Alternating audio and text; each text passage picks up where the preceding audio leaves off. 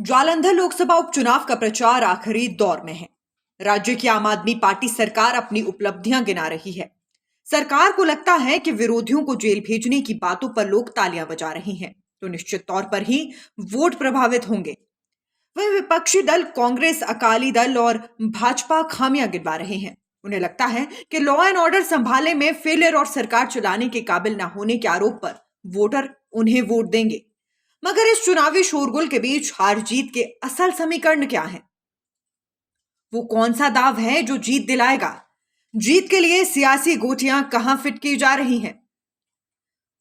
चुनावी शोर जो भी हो, लेकिन पंजाब में दलित लैंड कहलाने वाले दोआबा के सबसे बड़े जिले जालंधर में हार जीत का फैसला दलित वोटर करेंगे। कैसे? चलिए इसके बारे में कुछ आंकड़े जानते हैं।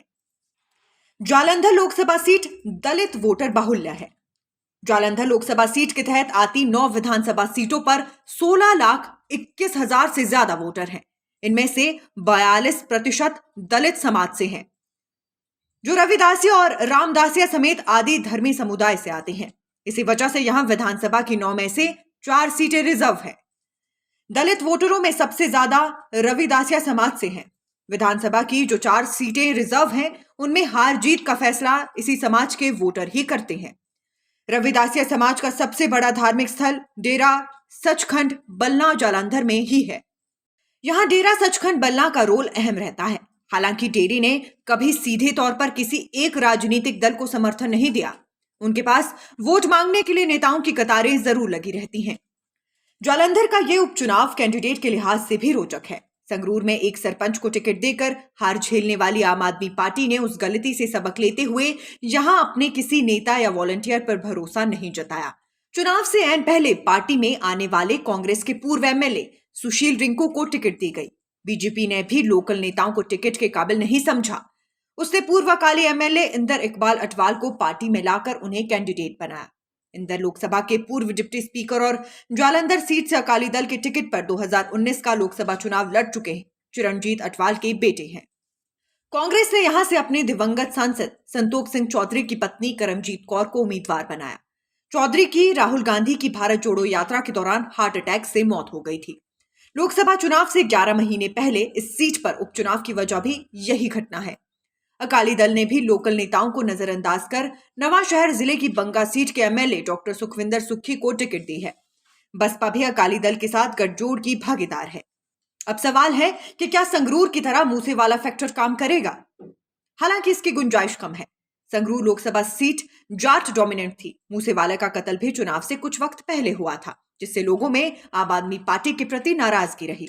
उसके मुकाबले जालंधर में 48% एरिया अर्बन है। सरकार भी हत्याकांड से पर्दा उठा चुकी है। चार्जशीट पेश हो चुकी है। घटना को इसी महीने 1 साल भी पूरा हो रहा है। हालांकि मूसेवाला के पिता बलकौर सिंह और मां चरण कौर अपने बेटे की सिक्योरिटी लीक करने वालों पर कार्यवाही की मांग को लेकर यहां डटे हुए हैं। बात आम आदमी पार्टी की करें तो आपका पूरा फोकस राज्य में अपनी सरकार के कामकाज पर है। पार्टी सुप्रीमो अरविंद केजरीवाल और सीएम भगवंत मान लोगों को उपलब्धियां बता रही हैं, जिसमें करप्शन पर एक्शन और मुफ्त बिजली का दावा पूरा करने का दावा किया जा रहा है। आपका दावा है कि राज्य में 75 लाख में से 61 लाख घरों में बिजली बिल जीरो हो गए हैं। करप्शन पर कार्यवाही को आम आदमी पार्टी ने कांग्रेस नेताओं से जोड़ रखा है। करीब 29,000 सरकारी नौकरियां देने का दावा किया जा रहा है। केजरीवाल भी ये कह रहे हैं कि राज्य में उनकी सरकार है, सांसद भी हमारा हुआ तो काम आसानी से होंगे। चुनौती की बात करें तो आम आदमी पार्टी लोकसभा उपचुनाव हार गई थी, जो भगवंत मान के सीएम बनने के बाद खाली हुई थी। आम आदमी पार्टी के सामने इस बार प्रतिष्ठा बचाने का सवाल है। इसके साथ ही 1,000 रुपए प्रति महीने की गारंटी पूरी ना होने से महिलाएं भी नाखुश हैं। उनकी नाराजगी भी झेलनी पड़ सकती है। अब बात कांग्रेस की। कांग्रेस का पूरा फोकस आम आदमी पार्टी सरकार का विरोध है। कांग्रेस राज्य में लॉ एंड ऑर्डर बिगड़ने का आरोप लगा रही है। सरकार में पंजाबियों को छोड़ बाहरी राज्यों की नियुक्ति के दावे कर रही है। चुनौती की बात करें तो कांग्रेस के सामने गढ़ बचाने की चुनौती है। पिछली 4 बार से कांग्रेस लोकसभा की ये सीट जीत रही है।